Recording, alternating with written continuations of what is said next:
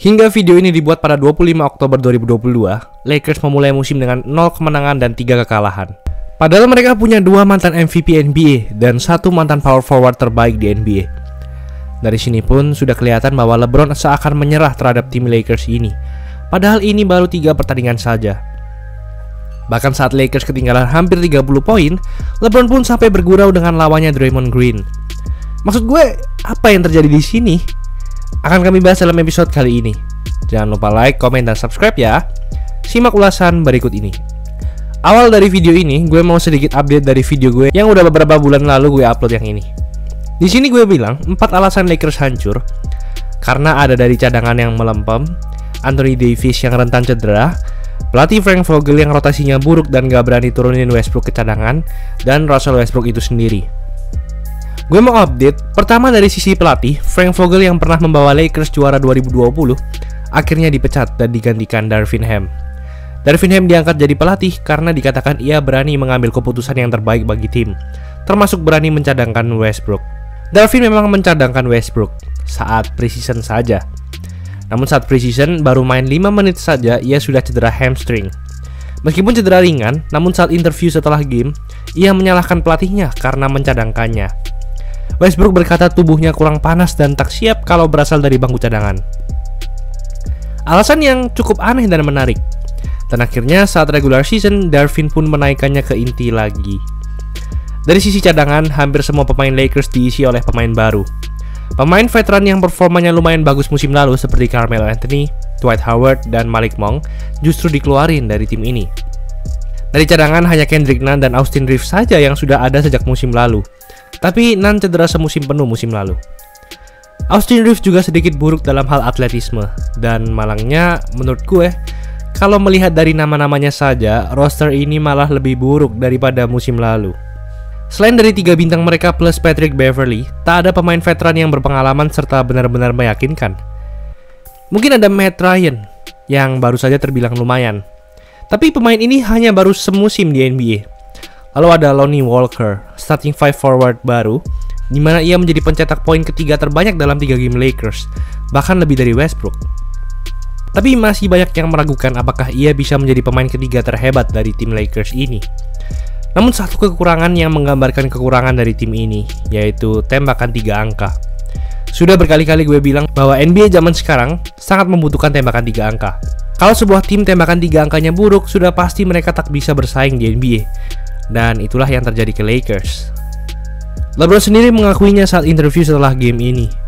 I think we're getting great looks. I think, but it also could be teams giving us great looks.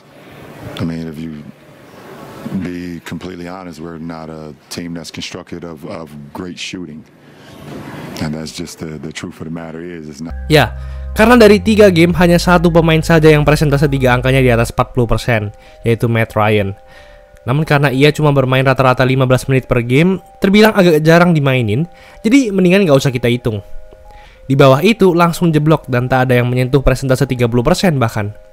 Kalau kalian belum tahu, persentase tembakan 3 angka di atas 40% dianggap tajam, 30-40% biasa aja, di bawah 30% buruk. Dan persentase tembakan LeBron bahkan cuma 26%, Anthony Davis 20%, Westbrook 8,3%, oh my god. Westbrook cuma memasukkan 1 dari 12 tembakan 3 angka selama 3 game. Rata-rata persentase tembakan 3 angka tim ini hanyalah 21%. Oh my god. Jadi tiap kali nembak 5 kali 3 points, rata-rata cuma 1 yang masuk. Bayangin, tim NBA bisa seperti ini guys. Lakers hanya memasukkan 25 dari total 118 tembakan 3 angka dari 3 game. Dalam sejarah NBA, ada 6.100 tim lebih yang menembakkan setidaknya 100 tembakan 3 angka dalam rentang 3 game. Dan dari 6.100 tim tersebut, Lakers adalah kedua terendah dalam hal persentase. Ya, dari 6.100 tim, yaitu dengan 21%. Bahkan pemain lawan tidak menjaga pemain Lakers saat menembak 3 angka. Dulu hanya Westbrook saja yang diperlakukan seperti ini, tapi sekarang semua pemain. Ada fakta menarik bahwa di musim ini, saat Westbrook menembak, hanya 41% saja yang dijaga oleh lawan. 59% tembakan sisanya, lawan bahkan tak mencoba untuk mengkontes tembakannya. Ini terparah dalam sejarah. Lebih parah dari Andre Robertson dan Joakim Noah.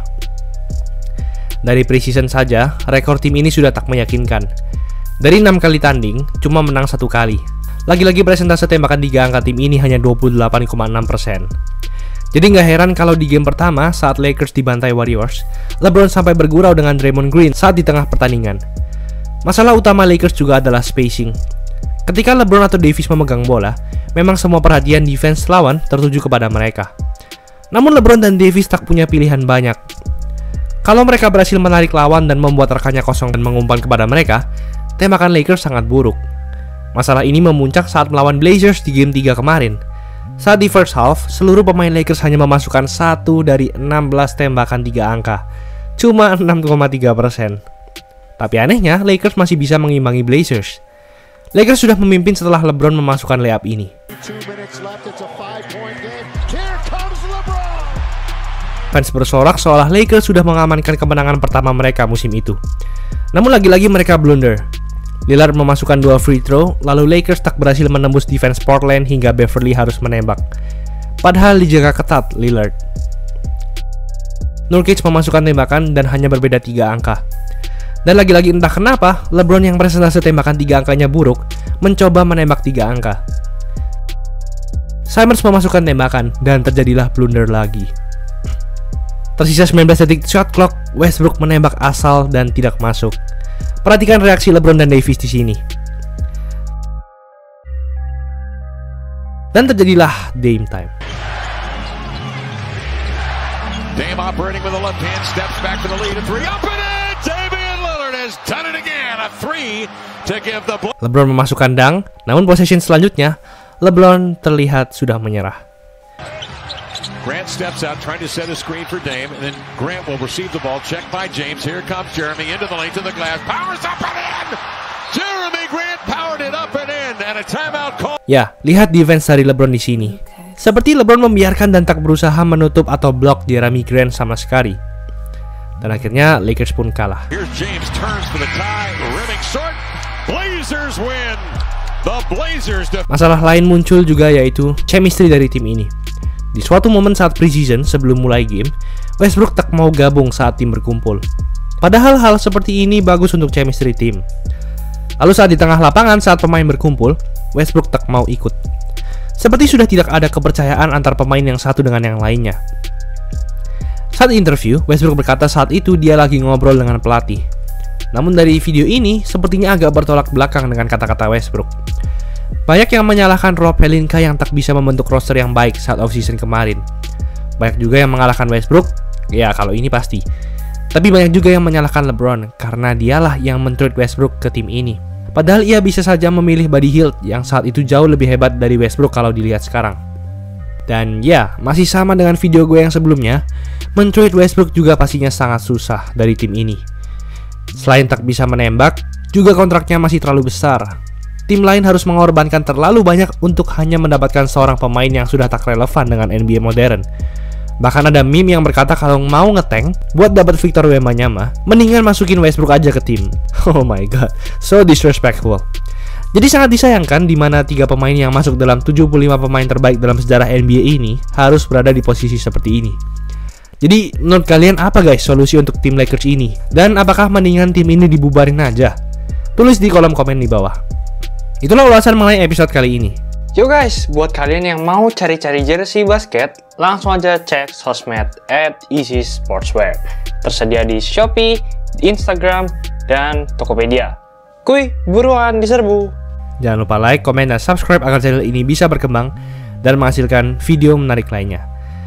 Thanks for watching, I'll see you in the next video.